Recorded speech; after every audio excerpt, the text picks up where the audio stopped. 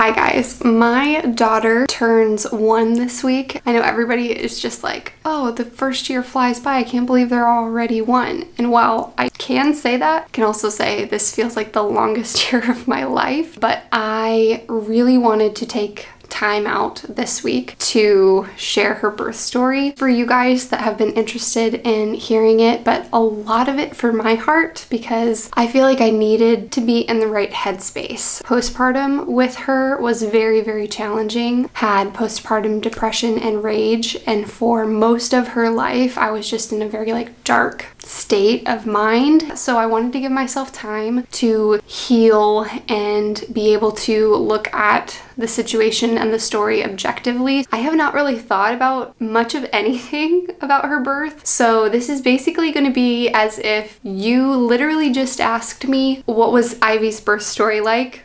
This is going to be like real time, me processing it and sharing it with you as if you just asked me what went on. My daughter is currently crying, although my husband's supposed to be watching her. Let me just go make sure she's okay.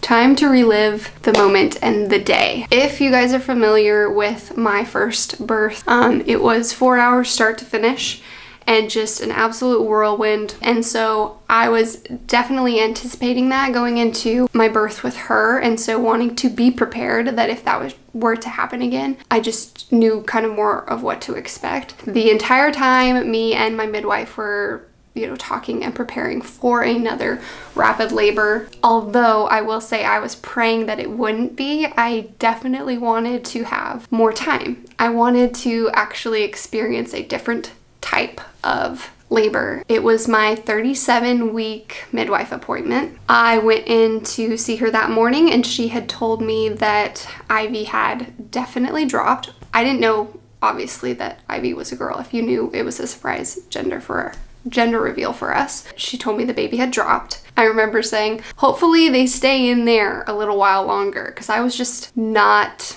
ready to have a baby. Mentally, I did not process that I could be having a baby that day. But I remember saying, well, hopefully they stay in there for a couple more weeks. I wanted to make it to October, but no, she wanted to be a September baby. So I went home from that midwife appointment. She actually asked if she wanted to check me, and I have never gotten checked at any of my, for dilation. I never gotten checked. I just didn't care. It doesn't necessarily help to know where I'm at, because with Elliot's, I went from 4 centimeters to 10 centimeters in the matter of 40 minutes. And so I knew that dilation didn't necessarily mean, it doesn't always mean a lot. And some women stay at a 2 or a 3 or a 4 for a long time. So I never really got checked, then went home, and pretty quickly after I got home I started having contractions. So I was kind of freaking out because obviously with Elliot it went so fast. We were prepared to have family stay with us closer to her due date, so no family was in town. And I remember texting my friend and just being like, hey, would you guys be able to take Elliot?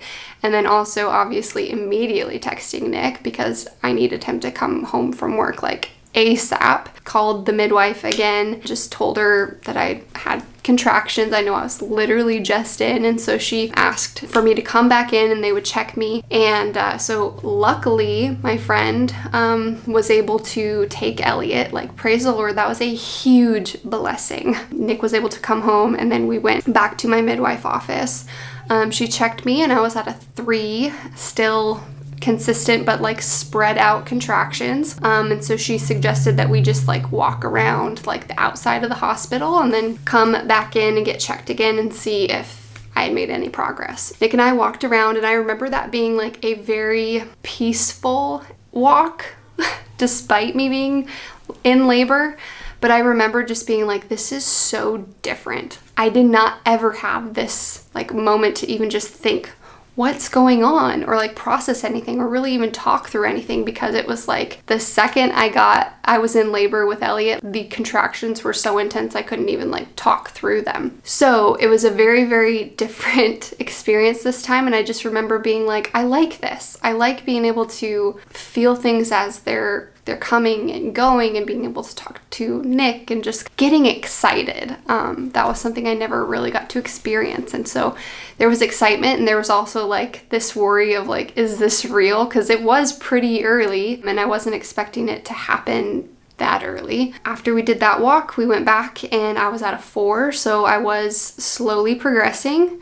And so we went over to the hospital and got admitted, and I just kept laboring. And it was just like this slow and steady, like still intense because it's labor, but just it felt like this, build up of just getting more and more and more intense. I was able to just like completely give into contractions, just sink into them, and it truly helped being able to not feel like I was getting run over by a train. Once we got to the labor room, I was still like progressing pretty slowly. I felt totally fine. Like I was in good spirits. I was happy. I had enough time to eat a meal, which was crazy. So we had Chick-fil-A, Nick and I had good conversations with my midwife, just getting me mentally prepared and ready. And when people weren't in the room with us, I really enjoyed just talking with Nick. We prayed a lot. I remember singing worship.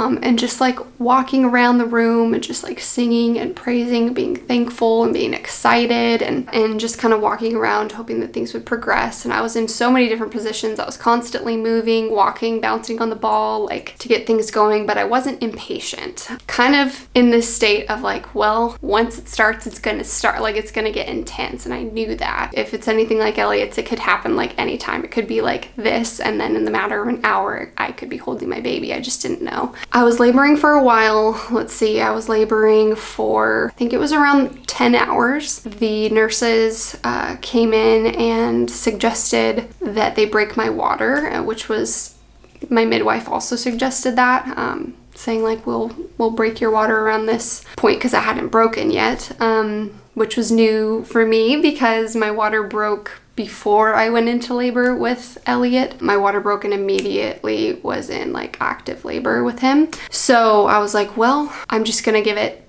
time. Once they came back and they were going to break my water, I was still in like a good mental headspace. I think I told Nick, I was like, you know what, Nick, I just feel like breaking the water right now would be like impatient of me. And it also kind of felt like it was pressured onto me. Like it wasn't my suggestion. It was like they kind of just told me they were going to do this. I kind of want to say no. I kind of want to like pray about it, and I want the Lord to break my water. Like that was kind of my desire in the moment. I declined it and wanted to keep laboring because there was no concern at that point. It was just, it had been a while, and obviously like to speed things up, I think they suggest that because most women don't like to be in labor for a long time. And I totally get that because I didn't either, but I also didn't want to make a decision out of impatience. So I declined it. Honestly, I felt so much peace about that, which is something that is good for me to remember, the peace that I had when I made that decision, because there has been multiple times where I look back and I'm like, what would have happened if I would have said yes to that? Like, would I have saved myself the rest of the 6 hours that followed that, which were the hardest and the worst? And it's just so hard, you guys. It is so hard to not say like what ifs or to look back and like regret things when in the moment I knew I was making that decision with so much peace. And so I'll never know like what would have happened. Obviously things were still ramping up, getting pretty intense.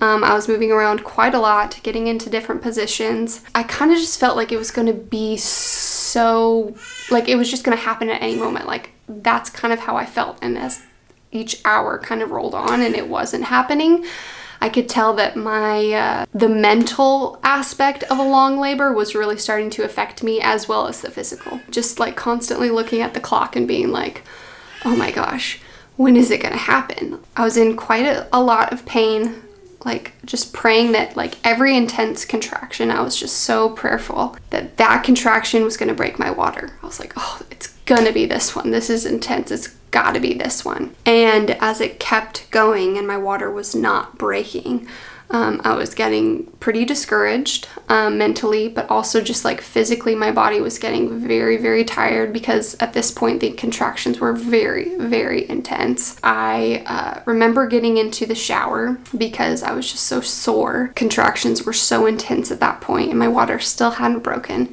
And I remember feeling such a large, I can't even describe it. It was such a painful contraction that I said, there's like a baby's gonna come out of this one. And I felt like so much blood leave my body. Sorry if that's graphic. Childbirth is graphic.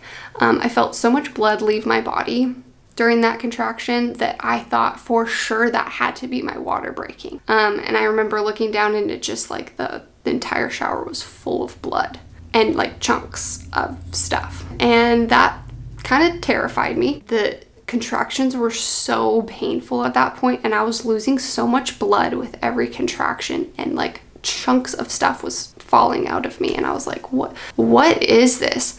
So truthfully, I didn't even know in the moment. No one was telling me. I think they were just like concerned, but not like voicing why. Later learned that I had what was called a placental abruption, which the placenta had broken off of the uterine wall and it was coming out in chunks. And my entire pregnancy with Ivy, I had like a placenta previa, complete placenta previa.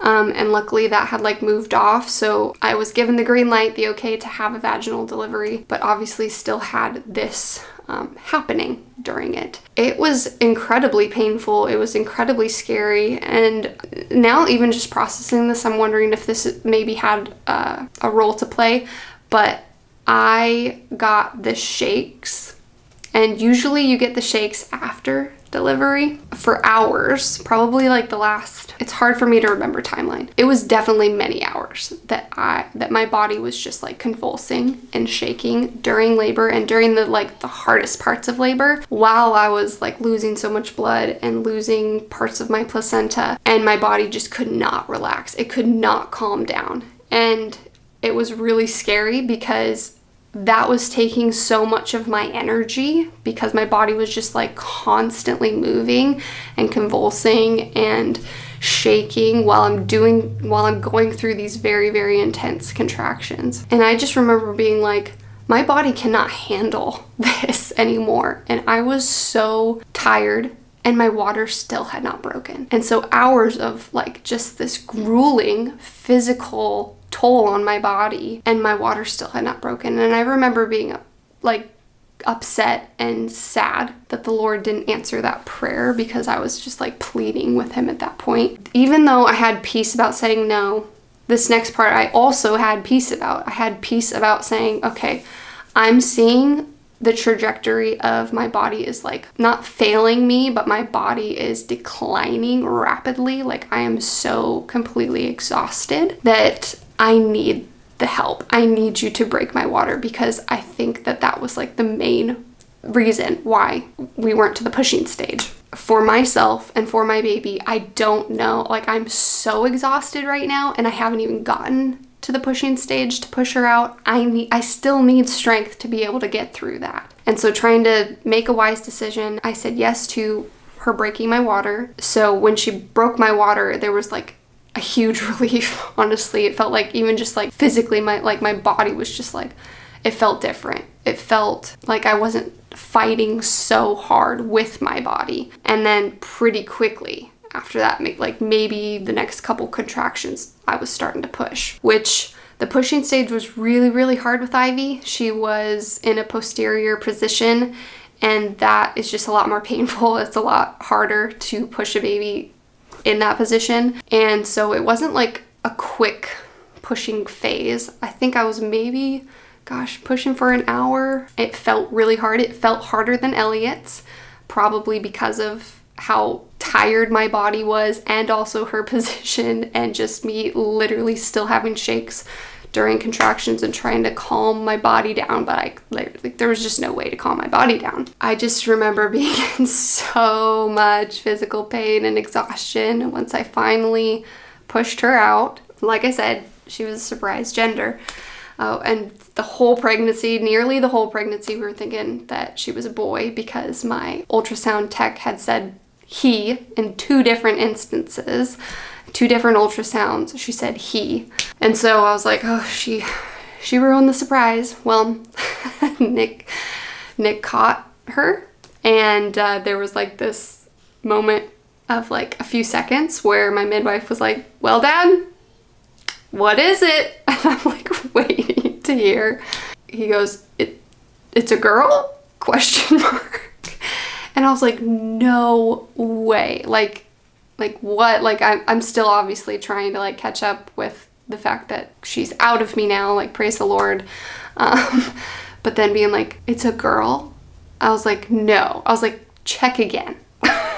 Because we were so convinced that it was a boy. It was just like the funniest like moment. I'm so glad that it was funny because that was such an intense time leading up to it that I'm glad we had like a little bit of a just joking, funny laughter, happiness after the intensity. And it was like such a surprise to us, and it was so beautiful and so exciting and so funny. So relieved to have her out of me. Obviously I got my skin to skin immediately. I'm so thankful for that. And actually this time it was even more beautiful, but like I started nursing her right away. Like she latched almost within like maybe a minute or 2, which was so cool because as like a more experienced mom now, I just knew what to do, and I knew that like the baby and me were bonding like instantly for that, and she was ready to latch and she latched perfectly. Like what a blessing. Yeah, that was just like a really beautiful moment. Obviously like there was still so much pain afterwards. I've not had like that kind of relief after giving birth. It's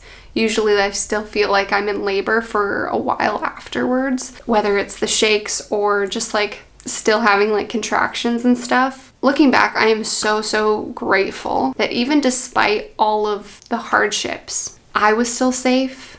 Ivy was still safe. We worked together and it was hard, which seems like it was maybe a foresight of what was going to come with her. She was a very hard newborn and baby. She's crying right now probably because she misses me. One thing I remember, like right after giving birth to her, telling Nick, there's no way I'm ever doing that again. And I was so convinced that I'm like, if we ever have more kids, I am never doing a natural birth ever again. I have done 2 completely unmedicated natural deliveries. And that's always been like my heart's desire. It's been my prayer. I'm also just stubborn in that way. Like it's not because I want to be better than anyone, and I don't look down on any other way that your baby is brought into the world. Like you get to make that decision as a mom. If you're confident in it, your baby's safe, you're safe, like that's truly what matters. I also know that I am a very stubborn person. So if I want it done a certain way, I'm going to like fight tooth and nail to have that be the case. And so for me to just be like, I'm never doing this again. If we have another kid, I'm for sure getting an epidural. And now obviously time has passed and I'm like, if we do have another kid, I will probably almost 100% say I'm gonna go natural again because I'm crazy, because I'm actually crazy. The postpartum recovery was like a huge answer to my prayer because I just felt so much more confident as a mom. I didn't have to ask as many questions. We were actually the nurse's favorite couple and favorite family because we were so easy. We knew what we were doing. We didn't need a lot of like assistance or help, or they just liked coming in and just talking to us. So I loved that. I loved just being able to be there and just not feel so overwhelmed. I was able to like take a shower, which was something that I really wanted to do immediately. I was just so overwhelmed after having my first. I was just kind of like in this like blackout like phase where what is going on, trying to breastfeed, and I didn't know how to do that, and it was just like everything was so new and I had no idea what I was doing. This time around I was like, you know what, I feel so much more confident and I felt so much more just like comfortable being there and taking care of my baby. It was just a really positive postpartum recovery in the hospital. Like it was just truly bliss. I wouldn't change anything about it. I felt confident coming back home and taking care of her, and so that was something that was really nice too, is that I had already done all of that, so I knew how to take care of a newborn. The hardest thing for me postpartum was, yes, I knew how to take care of a newborn, but I was also taking care of a toddler, and I was basically doing it entirely solo because my husband works a lot, and I'm thankful for that. He works really hard to provide for us, to allow me to stay at home, but that was so much work on me. I was still trying to heal and recover because I had another second-degree tear, and that's painful. So not really having the time to just like rest my body, because I was like up physically taking care of my kids. It was so demanding on me, and also just mentally it was so hard. I was having such a hard time, and so it was really challenging for me to enjoy motherhood, honestly. I was in a very dark place, didn't really want to process a lot of the really hard stuff in her birth because I was already just in a hard place with her postpartum, and she also had a lot of issues, which I'm not going to get into, but she had stuff going on that was like just making it harder on me. She was not an easy newborn at all. So there was so many different factors that made it so challenging, and life was just so hard for so long. I am just like on the other side of it. I'm so grateful to be on the other side of it. I can finally say I'm enjoying motherhood again. I am enjoying her as a person. Her personality is so fun. Also, getting to see my son and her build a relationship is just like the most precious thing, and I love being a part of it. I love being able to be home with them and see that grow. I'm just so thankful for her life. And I'm so thankful to be in a place where I can see it from the other side and not be so just mentally bogged down by just a lot of darkness. If you've ever experienced postpartum depression, it is incredibly hard, as well as postpartum rage or anxiety, because it's like you can't really explain it, and a lot of it is hormones and completely out of your control. And you can do all the right things and still feel like you're in the dark. And I cannot believe that I have a little 1-year-old and that I have a daughter. I think that's always going to just like blow our minds. But we're incredibly blessed by her and her life, and I'm so excited to see her personality grow. She is so much like me. She is like a little, like not necessarily in looks, although I do have 2 blonde babies, and my husband has dark hair and dark eyes. So apparently my genes are a little bit stronger, but I have 2 blonde hair, blue-eyed babies. She is just very much like me. She is kind of a troublemaker, kind of a independent girl. She's very strong. She's very crazy. She can be a lot more feral than my son. And my son is a lot more like personality-wise like my husband. And so it's kind of fun to see that change as they get a little bit older. But God did absolutely answer a ton of my prayers within that labor, but it wasn't perfect. And I guess to emphasize something, I see a lot of women, especially Christian women, share their birth story as if it was just like pure bliss and perfect. And while that might be the case, I would say that's not usually how it goes. There might be blissful moments. Like for me, I did have very blissful and very, very encouraging and fond memories during her labor. But there was also some really, really heavy stuff. And there were some really hard parts that are hard to live through or hard to relive through. And that is okay. God will use it in some way. I know that God is going to use this story, continue to use this story in my life, but also my daughter's life. Labor is